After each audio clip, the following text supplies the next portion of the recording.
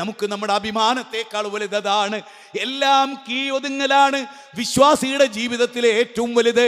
അബൂബക്കറേ, എന്നോട് മാപ്പാക്കണേ, ഞാൻ നിന്നോട് ചീത്ത പറഞ്ഞു പോയ അബൂബക്കറേ, തത്തുല്യമായ ഒരു ചീത്ത എന്നെ പറയൂ അബൂബക്കറേ എന്ന് പറഞ്ഞ് ഉമർ ഇബ്നു ഖത്താബ് പിന്നാലെ കൂടുകയാണ്. അബൂബക്കറേ, ഞാൻ ഒരിക്കലും പറയാൻ പാടില്ലാത്തതാണ്, ഞാൻ നിങ്ങളോടത് പറഞ്ഞു പോയി അബൂബക്കറേ, നിർബന്ധമായും ആ ചീത്ത എന്നെ തിരിച്ചു വിളിക്കൂ അബൂബക്കറേ.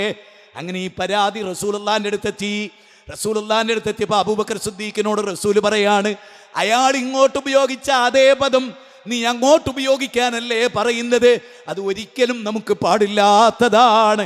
മറിച്ച് അബൂബക്കറേ, ഇങ്ങനെ പറ അബൂബക്കറേ, ഉമറേ, അല്ല നിനക്ക് പുറത്തു തരട്ടെ ഉമറേ, അല്ല നമ്മുടെ രണ്ടുപേരെയും സ്വർഗത്തിലാക്കട്ടെ ഉമറേ എന്ന് പറ അബൂബക്കറേ. അതാണ് നമ്മുടെ മാതൃക. നമ്മൾ അഹ്ലുസുന്നത്തി വൽ ജമാഅയാണ്, നമ്മൾ ഇസ്ലാം പഠിച്ചവരാണ്, അതനുസരിച്ച് ജീവിക്കേണ്ടവരാണ്. നോക്കൂ, ഞാൻ നേരത്തെ പറഞ്ഞത് ഗൗരവമായി ഉൾക്കൊണ്ടോളി. നാളെ അല്ലാഹ് മരണം നിശ്ചയിച്ചിട്ടുണ്ടോ അറിഞ്ഞുകൂടെ സുഹൃത്തുക്കളെ. അതുകൊണ്ട് എല്ലാം തർത്തീബാക്കി വെക്കണം. സമ്പത്തിന്റെ കാര്യം തർത്തീബാക്കണം, പലിശയിൽ നിന്ന് മുക്തമാകണം, സകാത്ത് കൊടുത്തില്ലെങ്കിൽ കൊടുക്കണം, ജീവിതത്തിൽ മക്കളെ പഠിപ്പിക്കാത്ത ദീനുണ്ടെങ്കിൽ അത് പഠിപ്പിക്കണം, അവർക്ക് ഷെറുണ്ടെങ്കിൽ അത് തിരുത്തണം. സൂറത്ത് സഫിൽ 61-ാമത്തെ അധ്യായമാണ് സൂറത്ത് സഫിൽ പറയുന്നത്. വളരെ ഓരോ വ്യക്തികളും നമ്മൾ എവിടെ യാത്ര പോവുകയാണെങ്കിൽ എന്താണെങ്കിലും, ഞാൻ കഴിഞ്ഞ എനിക്ക് കുറച്ച് അസുഖങ്ങളൊക്കെ ഉള്ള നിങ്ങൾക്കൊക്കെ അറിയാം. അപ്പോൾ ഞാൻ ഒറ്റക്ക് ഒരു ചെറിയ യാത്ര പോകും, എനിക്ക് ഷുഗറൊക്കെ പറ്റ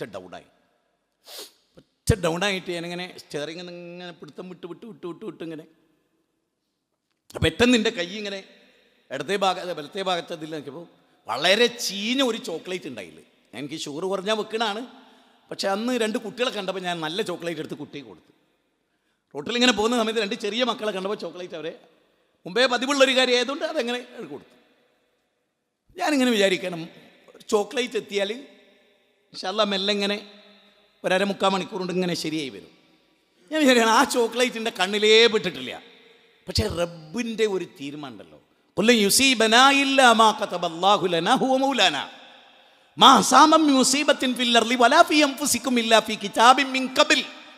വിശുദ്ധ ഖുർആനിലൂടെ. ഞാനിങ്ങനെ ഇവിടെ നമ്മുടെ പ്രൊജക്റ്റുമായിട്ട് ബന്ധപ്പെട്ടപ്പോൾ എനിക്കുണ്ടായൊരു സന്തോഷം എന്താണെന്ന് വെച്ചാൽ, എന്താ നമ്മുടേത് ഇവിടെ മൊത്തം ഒരു ഖുർആൻ മയമാണ് നമ്മുടെ സ്ഥാപനങ്ങളുടെ എല്ലാം. 28 സെൻറ്റ് ഭൂമി എടുത്തു, ഞങ്ങളും എടുത്തിട്ടുണ്ട് 25 സെൻറ്റ് സ്ഥലം കഴിഞ്ഞ കുറച്ച് ദിവസം മുമ്പ്. പരപ്പനങ്ങാടി പ്രൊജക്റ്റ് ഉണ്ട്, കക്കാട് പ്രൊജക്റ്റ് ഉണ്ട്, നിങ്ങൾക്ക് പ്രൊജക്റ്റ് ഉണ്ട്, ദുനിയാവിൽ ഓരോ മണ്ഡലത്തിലും പ്രൊജക്റ്റാണ്. ഞാൻ പറയുന്നത് നിങ്ങൾ ശ്രദ്ധിച്ചോ, ഓരോ കാര്യങ്ങൾ ശ്രദ്ധിച്ചോ. നമുക്ക് 28 സെൻറ്റ് സ്ഥലം അല്ലാഹ് തന്നു. അത്ര എടുക്കാൻ കഴിഞ്ഞിട്ടല്ല, കഴിവുണ്ടായിട്ടുമല്ല. പിന്നെ എന്തേ ഞാൻ ഒറ്റ കാര്യം ചോദിച്ചോട്ടെ, സ്വന്തം മകൾക്കൊരു 10 സെൻറ്റ് ഭൂമി എടുത്തു കൊടുക്കുമ്പോൾ നമ്മൾ പൈസൻ്റെ വലിപ്പം നോക്കാറുണ്ടോ? സാധാരണ 10 സെൻറ്റ് ഭൂമി സാധാരണക്കാരൻ എടുക്കുമ്പോൾ നമ്മൾ ചിന്തിക്കാറുണ്ടോ? അല്ല, നമ്മൾ ഒരിക്കലും ആ 10 സെൻറ്റിന് 30 ലക്ഷം ആവും എന്ന് പറഞ്ഞാൽ ആ 30 ലക്ഷം പിരിവിട്ടെടുക്കലാണോ? പിരിവിട്ടെടുക്കലാണോ? അല്ല, നമ്മൾ തന്നെയാണ് അതിന് ആ 30 ലക്ഷം കണ്ടെത്തുന്നത്. ഒറ്റ വ്യക്തി, ബാപ്പ എന്ന് പറഞ്ഞ വ്യക്തിയാണ് ആ 30 ലക്ഷം ഉണ്ടാക്കുന്നത്. സമ്മതിച്ചോ? ആ പോയിന്റ് മനസ്സിലാടെ വെച്ചോളി, ഞാൻ അങ്ങോട്ട് എത്തിയിട്ടില്ല. അടുത്ത വാചകം സൂറത്ത് സഫിൽ. ഇത് ഞാൻ പറയുന്നത് ശരിക്കും മനസ്സിലാക്കുക. വ്യക്തികൾ മനസ്സിലാക്കിയിട്ടില്ലെങ്കിൽ ഇവിടെ സംഭവിക്കാൻ പോകുന്ന ചില ദുരന്തമുണ്ട്. അത് ഞാൻ പറഞ്ഞുതരാം. എൻ്റെ ബാധ്യത എന്താണ്?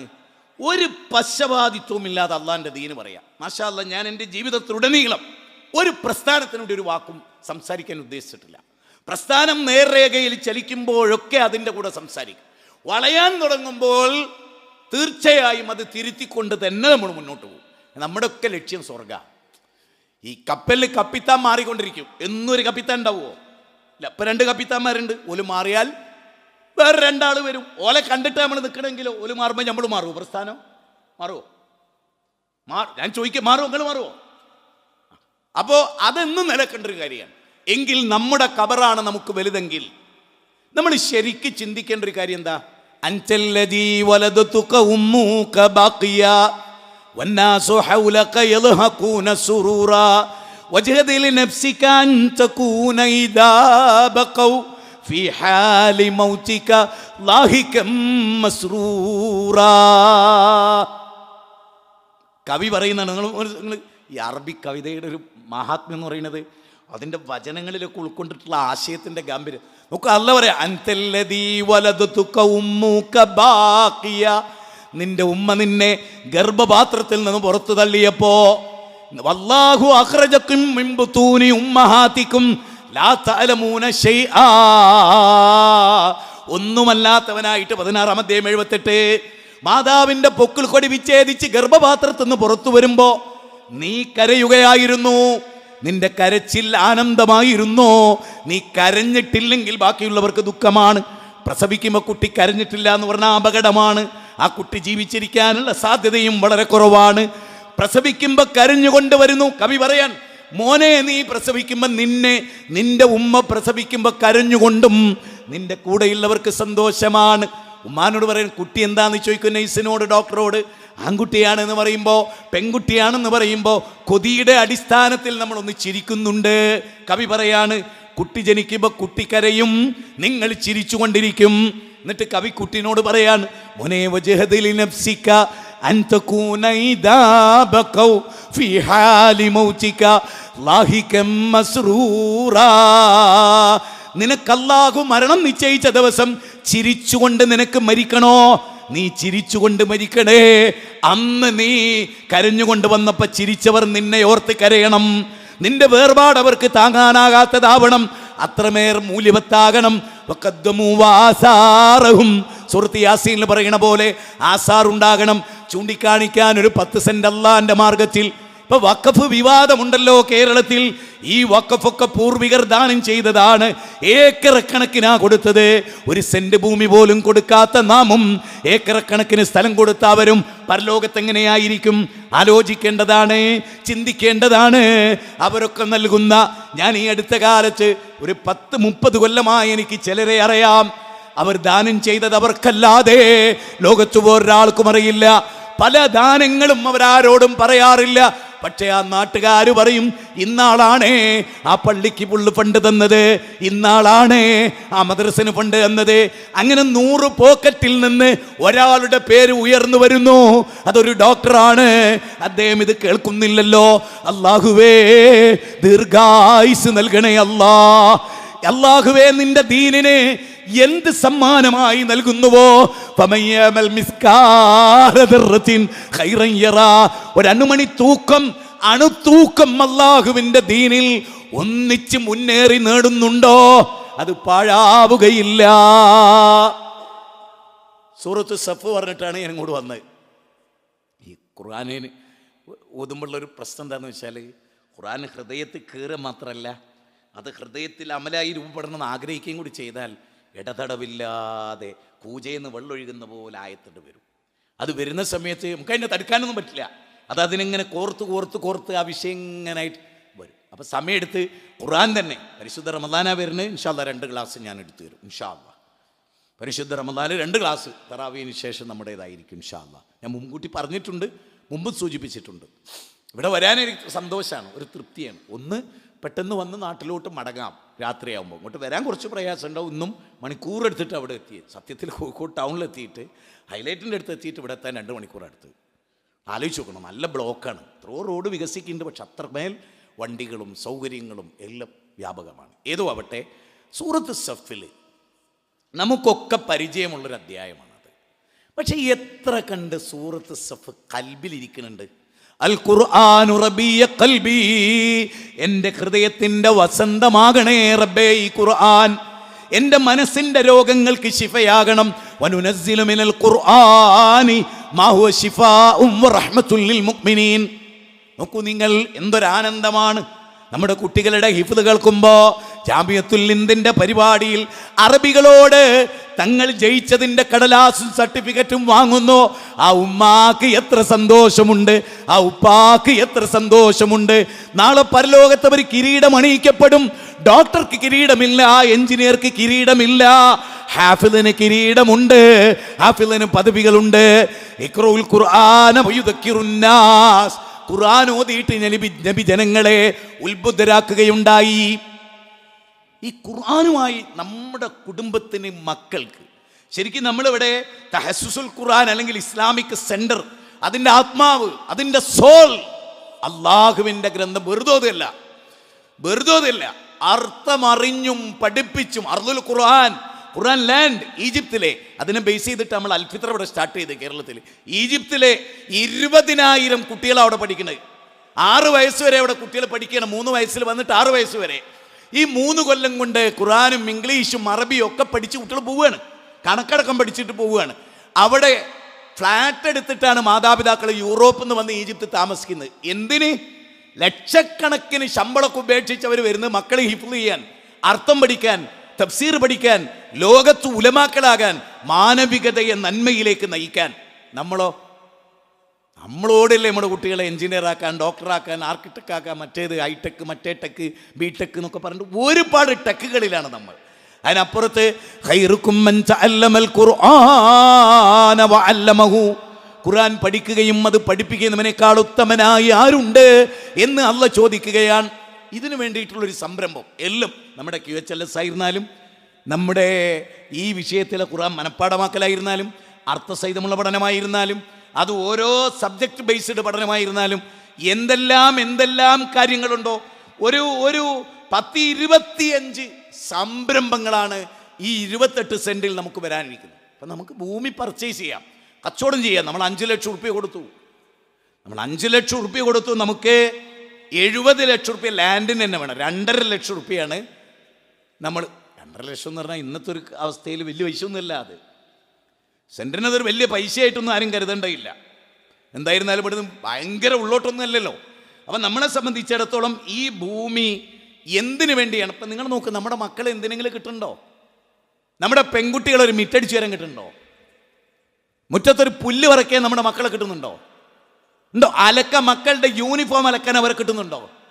ഫുള്ള് കാര്യങ്ങൾ എന്തിന്? അറ്റ്ലീസ്റ്റ് വിളമ്പി വെച്ച ചോറ് ആ കറക്റ്റ് ടൈമിന് തിന്നാൻ മേലെ നിന്ന് നമ്മളെ പെൺകുട്ടികൾ ഇറങ്ങി വരുന്നുണ്ടോ? എല്ലാവരും ചിന്തിക്കാൻ വേണ്ടിയാണ് പറയുന്നു. തമാശയായിട്ട് മതത്തെ കാണരുത്, ഈ മതത്തെ കാണരുത്, തമാശയോടുകൂടി ഈ മതത്തെ സമീപിക്കുകയും അരുത്. ആ അർത്ഥത്തിൽ വളർന്നു വരുന്ന നമ്മുടെ പിഞ്ചു മക്കളുടെ കൽബിൽ ഖുർആൻ ഉണ്ടാകണം, സുന്നത്ത്. നിങ്ങൾ നോക്ക്, ഒരു മുസ്ലിമിന്റെ വീട് പോലും ഹിഫ്ളിന്റെ സെന്റർ ആകണമെന്നാ.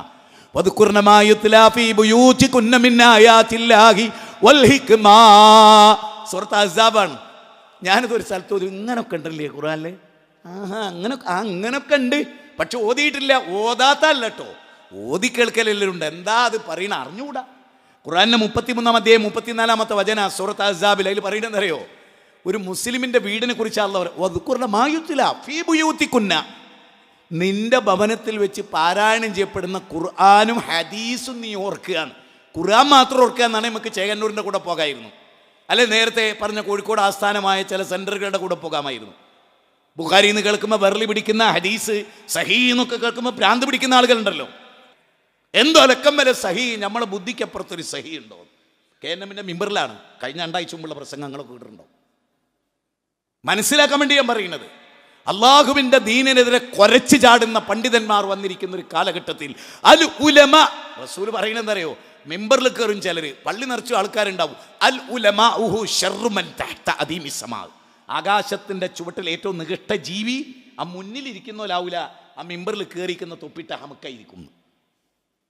പടുജയിൽ അള്ളാന്റെ ദീനിനെ വെറുക്കുന്ന ഒരുത്തൻ, ആയത്തോതിയിട്ട് ദുർവ്യാഖ്യാനിക്കുന്ന ഒരുത്തൻ, സഹിയായ ഹദീസുകൾക്കെതിരെ കുരച്ചു കാടുന്ന ഒരുത്തൻ, ഓൻ അഹ്ലുസ് സുന്നത്തി വൽ ജമാഅത്താകുമോ? നിഷ്കരുണം KNM പള്ളി മിമ്പർ വിട്ടുകൊടുക്കുന്നു മർക്കസുകാരുടെ ആശയം പ്രചരിപ്പിക്കാൻ. എത്ര ദുര്യോഗമാണ്, എന്നൊരു ബേജാറുള്ള ഗതിയാണ്. അതുകൊണ്ട് നമ്മുടെ സ്ഥാപനം എന്ന് പറയുന്നത് അത് ഈ മാനദണ്ഡം പാലിച്ചുകൊണ്ടായിരിക്കും. അവിടെ ഒരു ഹദീസിനെയും വിമർശിക്കില്ല, അവിടെ ഒരു കള്ള ഹദീസും ഉദ്ധരിക്കപ്പെടില്ല, അവിടെ ഒരൊറ്റ സഹീഹിനെതിരെയും ഒരുത്തനും കുരച്ചു ചാടുകയുമില്ല. അവിടെ കറക്റ്റ് ദീൻ എന്താണ് അത് കൊടുക്കും. അങ്ങനത്തെ ഒരു സ്ഥാപനം. ഇനി ഞാൻ പറയുന്ന ആയത്ത് സൂറത്ത് സഫ് കേട്ടോ. അല്ലാഹു സുബ്ഹാനഹു വ തആല പറയാണ്, യാ അയ്യുഹല്ലദീന ആമനൂ ഹൽ അദുല്ലുകും അലാ തിജാറത്തിൻ തുൻജീകും മിൻ അദാബിൻ അലീം തുഅ്മിനൂന ബില്ലാഹി വറസൂലിഹി വതുജാഹിദൂന ഫീ സബീലില്ലാഹി ബിഅംവാലികും വഅൻഫുസികും ദാലികും ഖൈറുൽ ലക്കും ഇൻ കുൻതും തഅലമൂൻ. ഈ 2 ആയത്ത് കേൾക്കാത്ത ആരുമില്ല. ശരിക്കും ഇത് നമ്മുടെ ഹൃദയത്തിൽ, ഞാൻ പറയുന്നത് ഈ ആയത്തിൻ്റെ അർത്ഥം എന്താ? വേദനാജനകമായ ഒന്ന് കേട്ടു നോക്കിയേ, വേദനാജനകമായ നരകശിക്ഷയിൽ നിന്ന് നിങ്ങളെ രക്ഷപ്പെടുത്തുന്ന ഒരു കച്ചവടത്തെക്കുറിച്ച് ഞാൻ നിങ്ങൾക്ക് പറഞ്ഞു തരട്ടെയോ? എന്താണ് ഒന്നുകൂടെ അർത്ഥം വെച്ച് നോക്കിയ മനസ്സിൽ, വേദനാജനകമായ നരകശിക്ഷയിൽ നിന്ന് നിങ്ങൾ രക്ഷപ്പെടുത്തുന്ന ഒരു കച്ചവടത്തെക്കുറിച്ച് ഞാൻ നിങ്ങൾക്ക് പറഞ്ഞു തരട്ടെയോ? അല്ലാഹ് ചോദിക്കുകയാണ് നമ്മളോട് സ്നേഹത്തോടെ. എന്നിട്ട് ആ റബ്ബ് പറയാണ്, തുഅ്മിനൂന ബില്ലാഹി വറസൂലി വതുജാഹിദൂന ഫീ സബീലില്ലാഹി ബിഅംവാലികും വഅൻഫുസികും.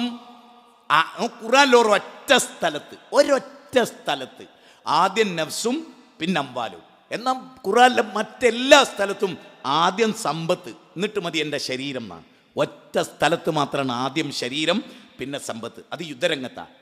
ആ ആയത്ത് നിങ്ങളൊന്ന് കേട്ടു നോക്കിയേ. ഇന്നല്ലാഹസ്തറാ മിനൽ മുഅ്മിനീന അൻഫുസഹും വഅംവാലഹും ബിഅന്ന ലഹുമുൽ ജന്ന.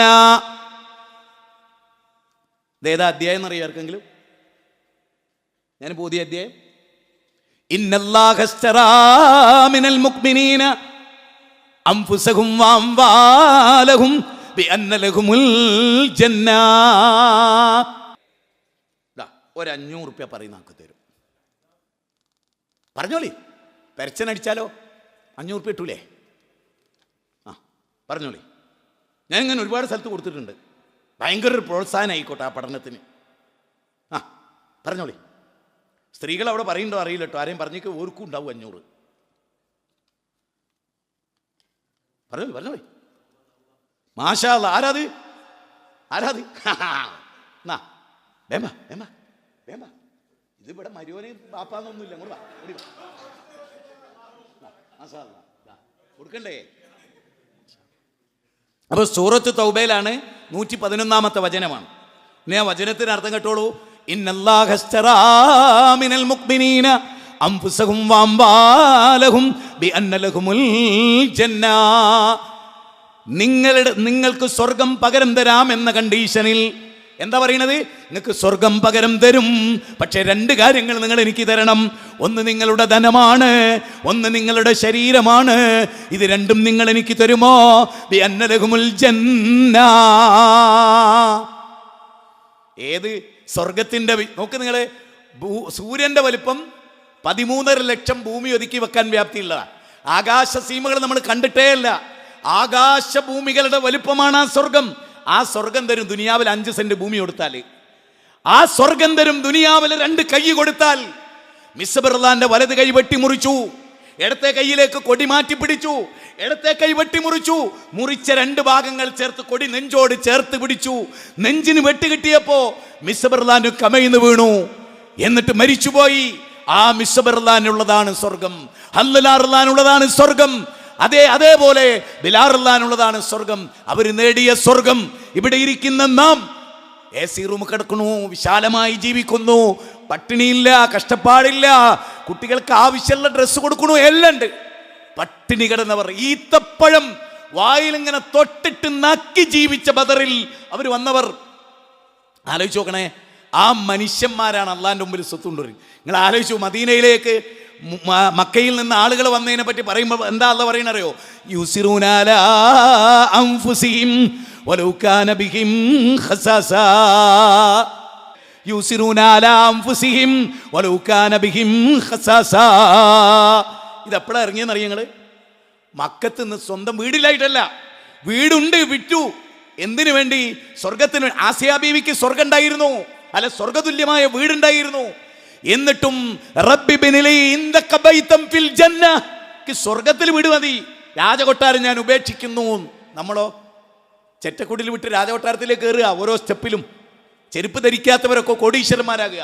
ഈ താനൂര് തിരൂർ റൂട്ടിൽ നിങ്ങൾക്ക് കാണാം 5000-6000 സ്ക്വയർ ഫീറ്റ് വീട്, 10-15 കൊല്ലം കൊണ്ട്. എന്നിട്ട് അതിലാരോ താമസിക്കുന്നു, ഓനൊക്കെ ദുബായിലാണുള്ളത്. വെറുതെ പൂട്ടിട്ട് ആളെ കാണിക്കാനാണ്. കാറൂന്മാരാണ്, അഭിനവ ഹാമാന്മാരാണ് വിശ്വാസികൾ. യുഹിബ്ബൂനൽ ഖുസൂറ വയൻസൗനൽ ഖുബൂറ.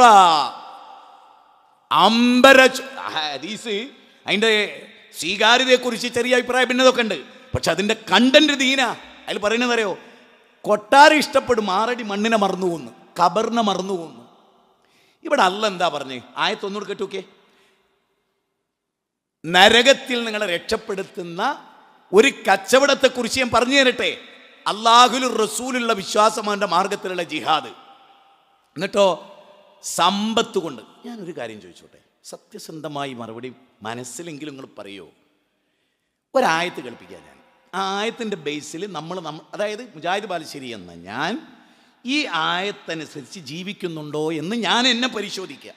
ഈ ആയത്ത് കേൾക്കുന്ന നിങ്ങൾ ഓരോരുത്തരും, ഖത്തീബുമാരിതിലുണ്ട്, പഠിച്ചവരുണ്ട്, ഒരുപാട് ആളുകൾ എനിക്ക് ഇവിടെ ഉണ്ട്, മുന്നിലിരിക്കുന്നവർ പല അറിവും നേടിയവരുണ്ട്, പല പണ്ഡിതന്മാരുടെ കൂടെ ജീവിച്ചവരുണ്ട്.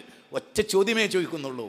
നോക്കൂ, അല്ലദീന യത്ലൂന കിതാബല്ലാഹ് വഅഖാമുസ്സലാഹ വഅൻഫിഖൂ മിമ്മാ റസഖ്നാഹും സിർറൻ വഅലാനിയ. വല്ലാത്തൊരു ഇത് സ്വാധീനിക്കാത്തൊരു തമ്മിൽ എണീറ്റ് പോരും. ഞാൻ ഒരുപാട് ആലോചിച്ചൊരു വചനം. ഒന്ന്, ഇത് ഖുറാനിലെ എത്രാമത്തെ അധ്യായ? സൂറത്ത് ഫാത്തിറാണ്, 29-ാമത്തെ വചനം. ഇതിൽ പറയണെന്തറിയോ? അല്ലദീന യത്ലൂന കിതാബല്ലാഹ്, അല്ലാഹുവിൻ്റെ കിതാബ് ഡെയിലി വായിക്കുന്ന ആളുകൾ, വഅഖീമുസ്സലാഹ്, ഡെയിലി 5 നേരം നിസ്കരിക്കുന്നവർ, അവർക്ക് മൂന്നാമതൊരു ക്വാളിറ്റി കൂടിയുണ്ട്. ആ ക്വാളിറ്റി പൂർത്തീകരിക്കുമ്പോൾ തിജാറത്തൻ ലൻ തബൂർ, നഷ്ടം സംഭവിക്കാത്ത കച്ചവടത്തിലാണ്. സ്വർണ്ണ കച്ചവടം നമ്മൾ നടത്തുന്നുണ്ട്, അതുപോലെ തന്നെ നമ്മൾ പല നിലക്കുള്ള കച്ചവടങ്ങളും നടത്തുന്നുണ്ട്, ടെക്സ്റ്റൈൽസുകളും നടത്തുന്നുണ്ട്. പക്ഷേ പരലോകത്തേക്ക് വേണ്ടിയുള്ള ഒരു കച്ചവടം, അതെന്താ? അല്ലദീന യത്ലൂന കിതാബല്ലാഹ്. ഇത് കേൾക്കുമ്പോൾ ആദ്യം ചിന്തിക്കേണ്ടതെന്നറിയോ? എല്ലാവരോടും ചോദിക്കുകയാണ്, ലോഹർ ഖളാ ആയാൽ സങ്കടം തോന്നൂലേ? ഒന്ന് കയ്യൊന്നിച്ചാട്ടെ. ലോഹർ ഖളാ ആയ സങ്കടം തോന്നൂലേ? ഒറ്റ കുട്ടി ഉണ്ടാവുമോ? കൈവന്തിക്കെല്ലാവരും ആണ്. ലോറിസ്കാരൻ ഖളായ അത്ര ദുഃഖ സമ്മതിച്ചില്ലേ? അന്ന് 3 ഖുർആനായത്ത് ഓതിയില്ലെങ്കിൽ അത്ര സങ്കടം ഉണ്ടോ? ഉണ്ടായാലുണ്ടോ? സത്യം പറയാവോ? അതിന് കൈ പൊങ്ങൂല. എന്താ കാരണം? ഒരു വചനത്തിൽ അല്ല പറയാണ്, കച്ചവടത്തിൽ യഥാർത്ഥ കച്ചവടക്കാരൻ ആരാ? ഡെയിലി ഖുർആൻ വായിക്കുന്ന ഒരാൾ. വല്ലാഹി ഞാൻ നിങ്ങളോട് പറയാണ്, എന്നോട് പല ആളുകളും ചോദിക്കും, എൻ്റെ ഭാര്യ എന്നോട് ചോദിക്കും, ഇന്ന് നിങ്ങൾ നാളത്തെ 2 വിഷയം റെഫർ ചെയ്യുമ്പോൾ ഞാൻ അവളോട് ചോദിച്ചടി, നാളെ വനിതാ സമ്മേളനമാണ്, വനിതകളോട് ഞാൻ എന്താ പറയേണ്ടത്? എന്നെപ്പറ്റി പറഞ്ഞാൽ ഞങ്ങൾ വിടൂലട്ടോ പറഞ്ഞോളൂ ആദ്യം എന്നോട് തമാശക്ക്. ഞാൻ അവളോട് ഇന്നലെ പറയുന്നത് എന്നെപ്പറ്റി ഞാൻ പറയും. അപ്പോൾ ഒരു ബേജാറ്. പക്ഷേ അവൾ എന്നോട് പറഞ്ഞു, അപ്പം ഞാനിങ്ങനെ നോട്ട് ചെയ്ത്, ഇങ്ങനെ രാവിലെ സുബൈക്ക് തുടങ്ങി നോട്ട് ചെയ്ത് ഇങ്ങനെ ഓരോ